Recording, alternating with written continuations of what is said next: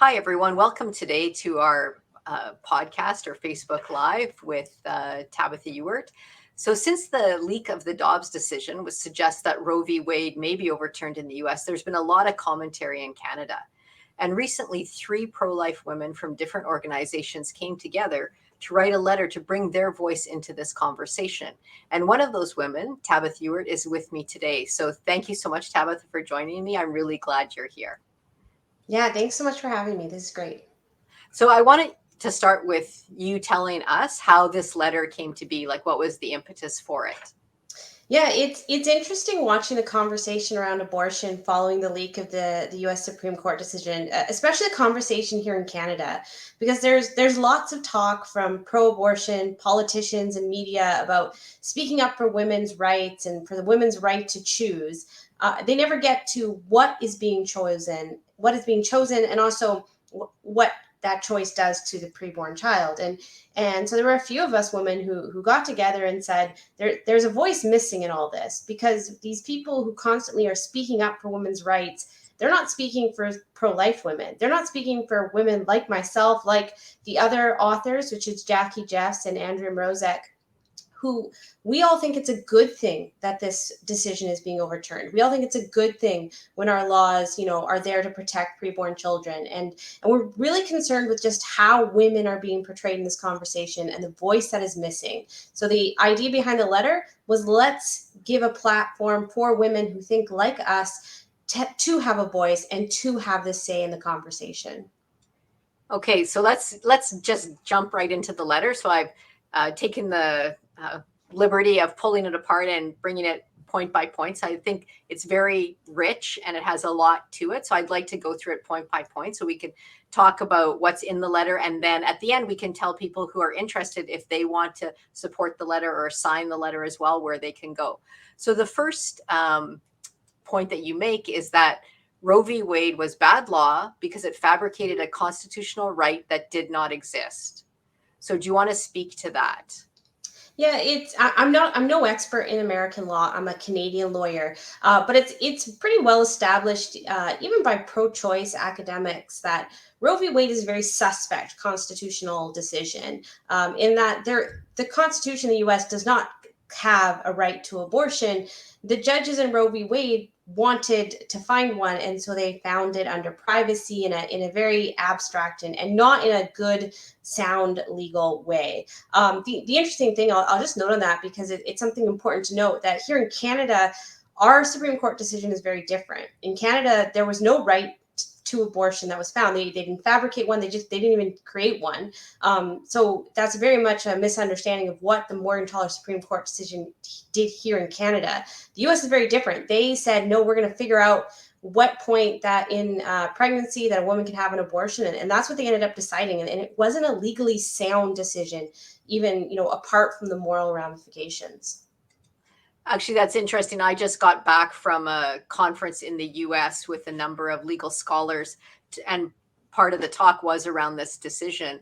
And it's pretty clear that the legal scholars on both sides of this debate think Roe v. Wade was poorly decided constitutional law. And so I think that's where we get into this next decision with Casey, and you go into that in your next point here. I'll just bring that up. Roe v. Wade and Planned Parenthood and Casey aided the falsehood that women need abortion in order to achieve equality with men. This had the consequence of idealizing male biology and pressuring women to mimic a man's ability to walk away from sex, seemingly consequence free, while for many of them still facing the horrendous consequences of abortion. So, would you like to speak about that a little bit? Yeah, there's a lot in that section, and that's a point in the pro-life movement that I just think is very important that we hammer home. And I'm really indebted to American legal scholar Erica Bakioki and her excellent work on this topic. But what she really points out, and what's the case, is when people talk about women needing abortion for their equality rights. What you're doing is you're saying that abortion is necessary to mimic male biology, because the reality is that for women, sex is always, fraught with consequences. And whether that consequence is pregnancy or whether that consequence is abortion, what you're saying is the only way that women can achieve equality is somehow still in this lesser form of what men experience and what men are able to do physically. And that's just so backwards. That doesn't look at women and say, oh, we will get this more in the next point, but it doesn't look at women and say, you are valued because you are a woman. It looks at a woman and says, you are valued in the way that you can mimic men. And this is just, it's skewed in terms of equality. It's also just skewed in terms of what women want. Consistently, women don't want to be men. Why would you want to be? We are women, and that is something to be valued and treasured. And so when you have things like Planned Parenthood versus Casey and Roe v. Wade, you have decisions that perpetuate this idea that if we don't allow abortion, if abortion isn't readily accessible, then women can't achieve equality. And that's a problem. And that's something that we want to see addressed. Well, I think two problems with that. First of all, you're taking the male body as normative, and that's the standard that everything should be attuned to or pointed towards. And I think that's a problem right there. The second thing that I found very interesting and compelling on the equality argument is that you would have to say that at some point for a man, that there is a point where he is able to kill an innocent human being in order to put forward his economic rights. Because that's really what you're arguing, is that women have to kill their baby in order to have economic equality with men. And somehow that creates a change in instead of a relationship, it's very much a us against them, two people or two persons, the mother and the child, at war with each other, which is not the reality of the relationship. Yeah. And just to, put that in very practical, right? The idea that, oh, you can't succeed in your career unless you end the lives of your children. That's messed up on many levels, both in the way that it devalues the preborn child's life, and also why not? There are plenty of mothers who are successful in what they're doing, and there's no need to again mimic the male biology, to view the male as normative, and to devalue children in order for women to succeed. Okay, let's go on to the next one. It says, a woman's ability to be pregnant and carry a child is not a disability to overcome, but a reality to treasure. And I think you were getting that already. So why don't you continue on speaking about this point? Yeah, this is something that actually comes from a speech that Andrea Morozek gave that I listened to that was really impactful on my thinking. But yeah, it's just the reality that we can look at women not as, not as comparing them to men only, but just look at women as something that is beautiful, and that includes her ability to carry and gestate and give birth to a child. That's a beautiful thing. And when you say that women need abortion, you are devaluing that. You're suggesting that ability to get pregnant is a disability that needs to be counteracted by ending the life of her child. Okay, and let's go to the next point from this letter. So supporting a right to choose both ignores what that choice entails and does nothing to address the circumstances that led to that decision, but instead allows society to ignore them.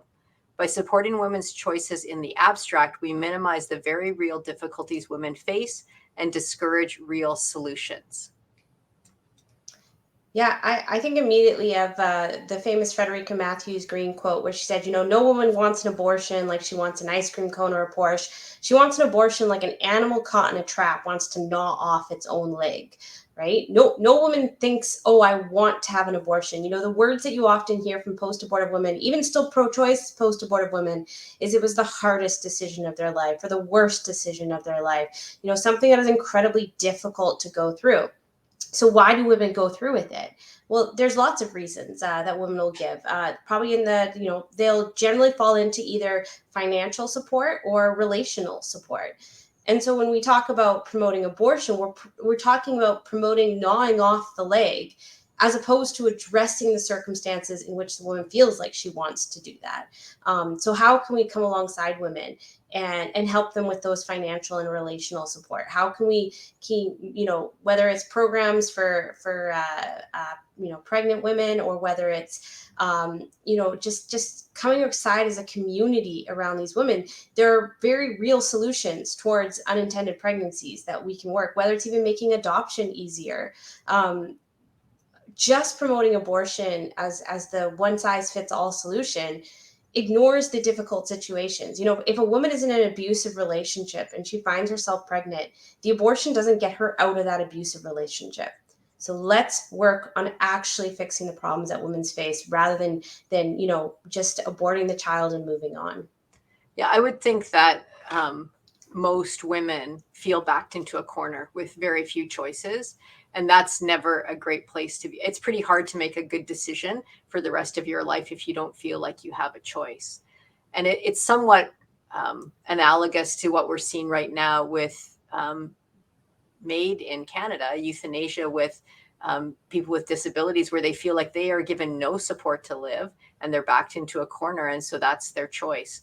And it seems just really unacceptable in our country with the resources we have, that we can't support people who are in these really challenging situations so that they have better options.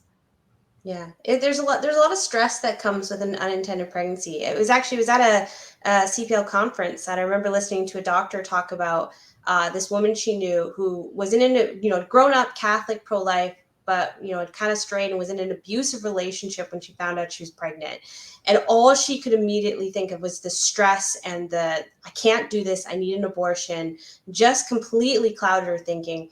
Went to the doctor's office. He immediately prescribed her the abortion pill. She took the first pill in the office, walked out of the office, and for the first time felt like her mind was clear, like that she could actually just think through and not just be controlled by the stress of the situation. And immediately when she felt that, relief, it was immediately also mixed with horror at what she'd done. Because that was the first time she got to think clearly about the situation. Now she was absolutely appalled at what she was doing to her child. And so she was actually able to connect with the abortion pill reversal hotline and able to reverse that process and save that life of her child. Not all abortions can, if it's a surgical abortion, if it's too late, we can't assist with that. But a time of stress is not a great time to be making decisions. And so that's why we want to be able to come alongside women to help them not make stress-induced decisions, but also decisions that are just good for them and for their child. Yeah. And so let's go to the next point, because I think this is so relevant. There is much more work to do for the pro-life community and society at large to truly support women. We need to change hearts, allay fears, and provide courage alongside practical and emotional support. The work is ongoing and will continue. So why don't you speak to that? Because I think that is so important. Yeah, I'm really proud of the pro-life movement in Canada. There's a lot of different organizations that are doing a lot of excellent work. We often talk about there being three arms to the pro-life movement. I work for a political organization, so we work to pass laws to protect preborn children.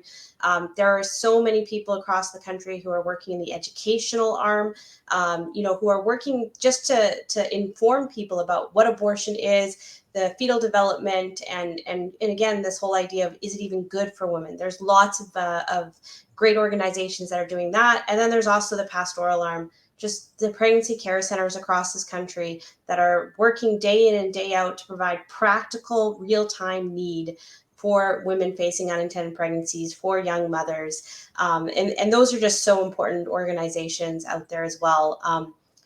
Now I'm proud of where we are, but boy, do we have a long way to go. There's a lot more that we can be doing. We need to make sure we're staying creative, that we're reaching people where they're at, that we're always having that life affirming message of there's a life in the womb that needs to be protected, and that we want to do good for both mother and child. So that's really the inspiration behind that section, is just, look, there's good work in the pro-life movement, but there's always more that can be done. And especially just as we go forward with, what's happening in the States, like, we need to make sure that we are continuing with that heart to reach real people. Yeah, I was, just talking about this a little bit. like walking alongside. So the next slide says social and cultural change is needed to allow for the well-being of both mother and child, alongside attaining legal protection for every human life from its biological beginnings until natural death. And I think that's so important, is that law informs the way we think about things, and the way we think about things informs law. So it's a bit of a continuous cycle. But when we say something is legal, then all of a sudden it does say that the value of the unborn child is less than the value of the a value of you or me, right? Because we can walk and talk. At this point in time of our lives, we're kind of at the top of our game, right?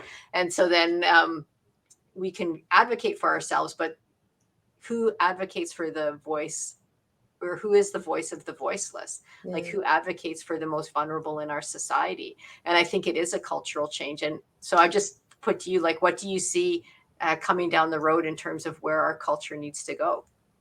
Yeah, I think our culture needs to grapple with the questions. I think that's a huge part of it. So here in Canada, right, we have no abortion law whatsoever. Abortion is legal at any gestational age and for any reason.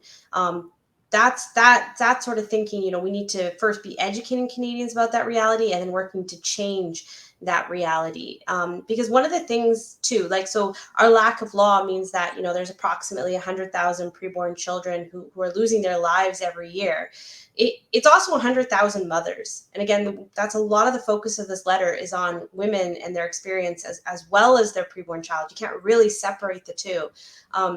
Because one of the things that having no law and our pro-choice culture says, oh, just let women decide.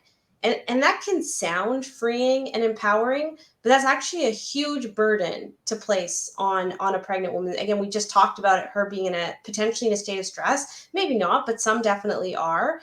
And just now we said, oh, this decision is on you alone. And it's not just deciding, it's not just deciding whether to do a medical procedure or not. It's deciding whether to end the life of your child or not, deciding whether to be a mother or not, deciding what is the value of the life that is inside of you. I mean, no woman doesn't understand. Women all understand that when you're pregnant with a life. That's got to be a reality that we're facing here. So the question now we're saying as a society is, rather than having any sort of grappling with these questions and whether there should be restrictions, we're saying no, it's on women alone to figure out what they need to do. That's a huge burden that we placed on them.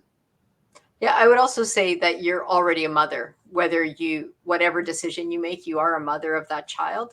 And I would argue that it's complete abandonment by all of us on a woman when we say it's your choice. You take care of it, and then you have to live with the consequences. And no one comes alongside to say, hey, we'll help you, or you can do this, or we'll support you in any way you need. And to me, that's a huge failure on our part as a society to be able to do that for women. Yeah.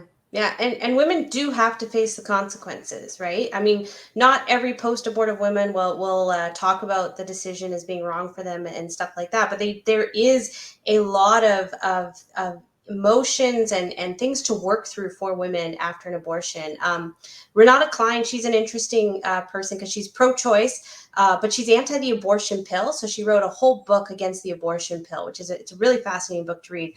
But one of the things she talks about with the abortion pill is the possibility that the mother will actually see the body of their child after the abortion is done, because the pill works to expel the preborn child. It's usually in the first 11 weeks, so it might be about an inch. It's not very big, but it is recognizable as a child. And what Renata Klein says is that knowledge and that experience, that has a really difficult impact on women. They're actually seeing what they're doing, and seeing what they're doing, they can't pretend to not know what they're doing. And so, I talked to one, I've not seen any studies on this, but I did talk to one pregnancy care center director who said that they're seeing post-abortive women from the abortion pill coming a lot sooner to just talk about their experience and process it, just because of how difficult of an experience it is. Okay, so we'll go on to your next point.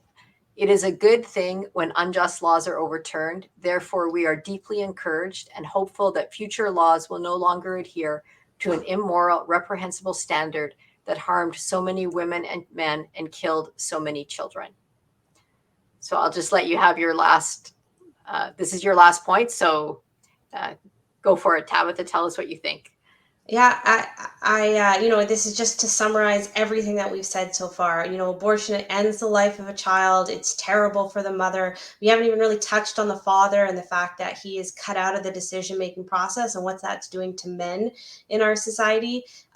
We want to see change on this. We want to see good laws passed. We want to see preborn children protected.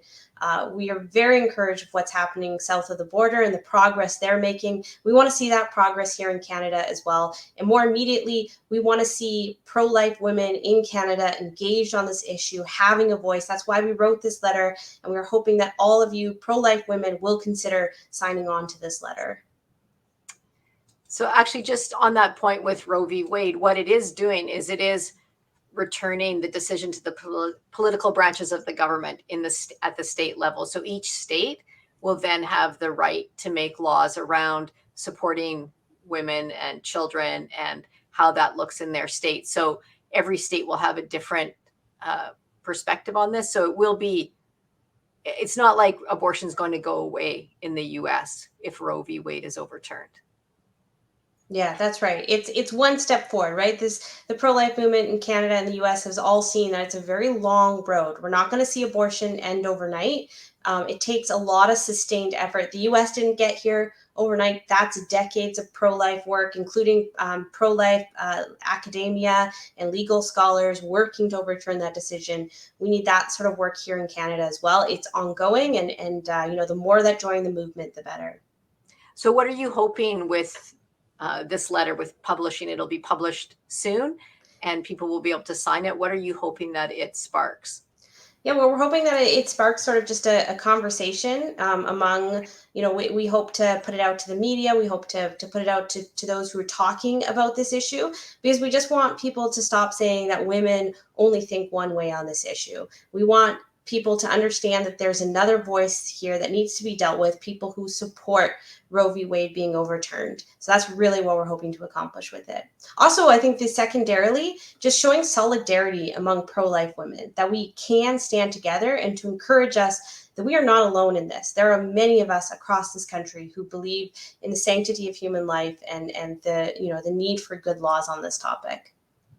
Okay, thank you so much. Do you have a website address that we could tell people about? Yeah, if you go to prowomanprolife.org, that is where the letter will be hosted. Okay, very and you can good. sign it there. Okay, very good. So that's prowomanprolife.org, and you can sign the letter. Also, feel free to drop a comment below the post on this so that we can hear from you. So thank you so much for joining me today, Tabitha. Yeah, thanks so much for having me, Nicole.